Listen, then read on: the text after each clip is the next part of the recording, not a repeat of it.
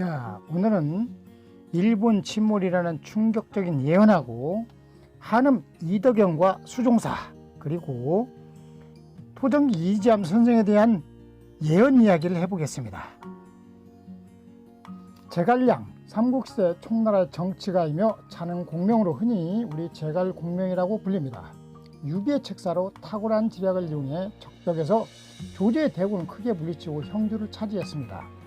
221년 촉한이 건국된 후 승상이 되었으며 유비 사후 여러 차례 위나라 정벌을 시도했으나 모두 실패했던 제갈량입니다. 이 제갈량이 오장원에서 죽게 되는데 오장원에 사당이 있다고 합니다. 죽은 뒤에.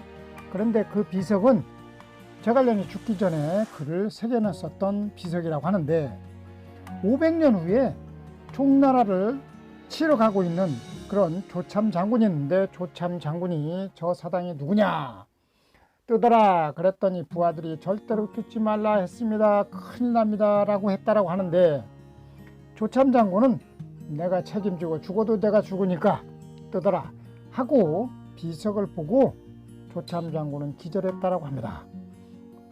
그 비석의 내용이 500년 후에 나를 알아볼 자는 조참밖에 없다라고 했다라고 합니다. 또 이제 우리 노스트라다무스 얘기, 르네상스 시대 최고의 예언가였고 유태인 집안에서 태어난 그는 의사로서 패스트를 치료하며 유명해졌고 1547년경부터 예언을 시작 세기들이라는 책을 발간하기도 했는데 당시에는 점성술이 크게 유행했던 때였습니다. 프랑스 남부의 살롱 드 프로방스는 노스트라다무스가 머물던 곳으로 미래를 비추는 거울이라고도 불립니다. 그의 몇몇 예언은 정말 들어맞는 것처럼 보였고 그에 따라 명성도 커져갔고 앙리 2세의 왕비에게 초대받아 별점을 쳐주기도 했습니다. 하지만 프랑스어, 스페인어, 라틴어, 히브리어 등이 뒤섞인 암호 같은 문체와 내용 때문에 그의 예언들은 많은 논란을 일으켰습니다. 그의 예언에 대해 과학적 분석이 시도된 적도 있었으나 확실하게 밝혀진 것은 아무것도 없었습니다. 예언가로서의 그의 명성을 믿고 싶어하는 사람들 때문에 더욱 커졌는지도 모릅니다. 일본 침몰에 대한 이야기. 에드거 케이시라는 분 1877년에 태어나서 1945년에 사망했었던 미국 20세기 가장 유명한 예언가로 꼽힙니다. 그는 1929년 주식시장 붕괴와 대공황, 2차 세계대전, 소련 몰락 등을 위해 이름을 떨쳤고 일본 열도가 침몰한다는 예언도 남겼습니다. 일본의 대부분은 반드시 바닷속으로 가라앉는다 라는 예언에서 반드시라는 영어로 must를 강조했습니다. 대부분이 예언가들이 예언을 할 때는 일지도 모른다 일 수도 있다라는 매일을 쓰지만 공통적으로 이구동성으로 예언가들이 일본 침몰을 예언할 때는 must 반드시를 썼다고 합니다. 우리 격암 남사고 선생은 조선 명종 때 철인으로 경북 울진 사람입니다. 숱한 예언을 남기는데 어느 날 친구와 산책하면서 내년에 저 산이 태산이 된다라고 했다고 합니다. 이듬해 문정 왕후가 세상을 떠나 그곳에 부친이 태산이었습니다. 이제 능양군과 김유, 능양군은 인조가 되죠. 인조 반정 일당들이 산속에서 반정 모의를 하고 있을 때 기골이 장대한 사람이 어떤 책을 가져와서 글의 뜻을 묻는데 다들 놀랐다고 합니다. 말이라는 여자에 빠져서 나라를 어지럽게 하고 있는 한나라의 거량을 내치고 새 나라를 세운 은나라의 탕왕 이야기였으니 얼마나 놀랍습니까? 글의 뜻을 묻는 사람은 이기축으로 효령대군의 8세손을 일찍 부모를 잃고 여기저기 떠돌다가 공주의 어느 집에서 머슴을 살고 있는데 그 집 외동딸이 아름답고 총명해서 여기저기에 혼담이 오갔지만 모두 거절하고 머슴에게 시집 보내달라고 때를 썼다고 합니다. 집안이 난리 났지만 야밤에 둘이 한양으로 와서 윗단 곳에 조그만 주막집을 열었고 그날 이기축의 아내는 모의하는 곳에 이기축을 보내 뜻을 묻게 하고 주막으로 모셔오게 했다고 합니다. 반정 때 창의문을 도끼로 부수고 들어간 사람이 이기축이고 어영대장까지 지냈다고 합니다.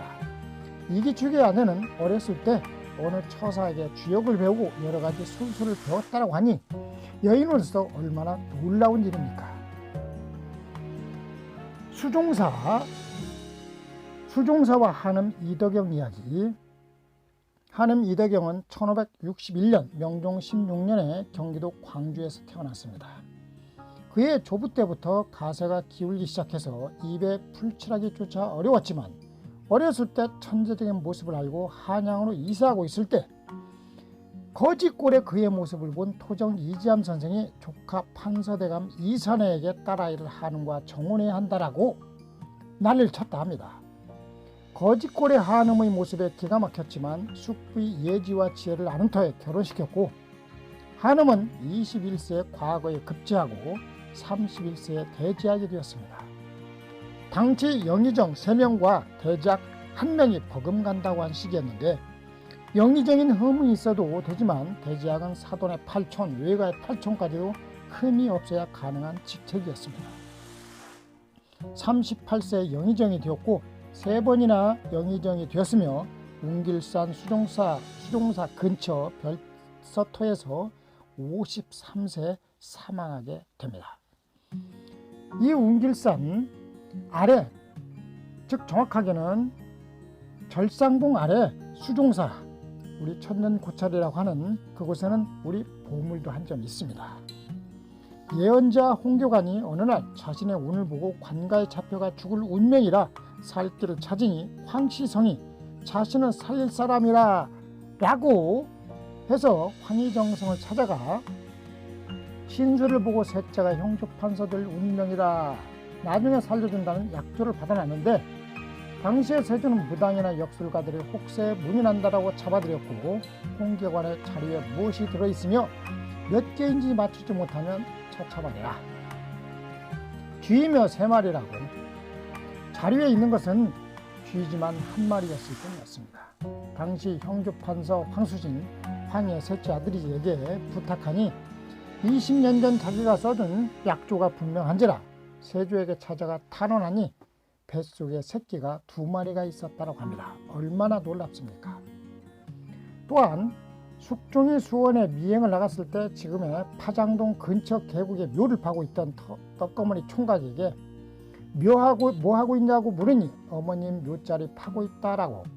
누가 이곳에 묘를 쓰라고 물으니 망치봉 기슭에 살고 있는 어떤 처사께서 이곳에 묘를 쓰라고 했다라고 합니다. 기가 막힌 숙종은 어명을 써서 수원 부사에게 보내는 글을 썼다라고 합니다. 이 떡거머리 총각에게 직관을 붙여줘서 어머님 묘자리 잘 봐주고, 또 하나는 이 떡거머리 총각에게 장례 비용으로 쌀 300석을 보내주다 라고 하는 어명을 써 보내고 난 다음에 이제 갈처를 찾아서 망치봉 기슭 쪽으로 올라갔다고 합니다. 이 갈처사라는 처사 한 분이 아주 깨재재한 차림인데 숙종이 당신이 저 떡거머리 총각에게 계곡에다가 무덤 쓰라고 했다며? 그랬더니 아니 알지 못하시면 양반님 그냥 가시죠 라고 했다라고 합니다. 그러면서 하는 말, 그곳은 관이 들어가기 전에 쌀이 300석이 나오는 곳이요 라고 했다라고 합니다. 얼마나 놀랐습니까? 놀란 숙종이 뜨끔하고, 아니 당신 그렇게 잘 맞추고 그러면 저 밑에 고대광실에서 살지 왜 여기서 사느냐 그랬더니 저곳은 부정축제하고 아주 마음씨 썩은 고약한 사람들이 살고 있지만 이곳은 깨끗한 곳이라 나중에 임금님이 오실 자리요 라고 했다라고 합니다. 얼마나 놀랍습니까? 그래서 그러면 당신네 임금이 언제 오는데? 라고 했더니 막 뭔가를 뒤져보더니 밖으로 튀어나가더니 옷을 털고 무릎 꿇고 전하 황송하옵니다 라고 했다라고 합니다. 얼마나 놀랍습니까? 자, 이제 현대판 역술가이자 주역가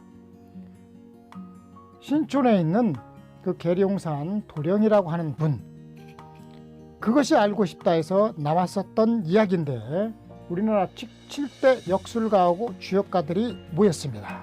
그리고 모르게 SBS에서 인터뷰를 했습니다.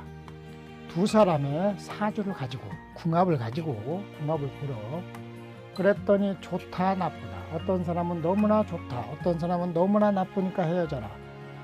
마지막에 나왔던 이 7번째 나왔던 계룡산 도령 자운 선생께서 하시는 말씀, 죽은 자의 사주를 보는 것이 아닙니다 라고 했다고 합니다. 이 촬영을 나갔던 이 SBS 그것이 알고 싶다의 그 팀이 놀라 자빠졌습니다. 그래서 솔직하게 얘기했다고 합니다. 둘이 너무나 사랑을 해서 결혼하고 싶은데 양가 집에서 다 반대를 해서, 그래서 저 청평에 있는 청평댐에 두 분이 투신 자살을 했다라고 합니다. 그 놀라운 사실. 그래서 이 계룡산 이 도령 이분 자운 선생님은 일본 후지 TV에도 나오고 미국의 TV에도 나오고 안 나오는 것이 없습니다. 어마어마한 분입니다. 현대 우리나라도 이만큼 놀만한 역술가 주역가들이 굉장히 많습니다. 그래서 앞날을 무시하는 것보다 한 번씩은 보고 대책이나 대비를 세우는 것도 좋다라고 생각합니다. 감사합니다.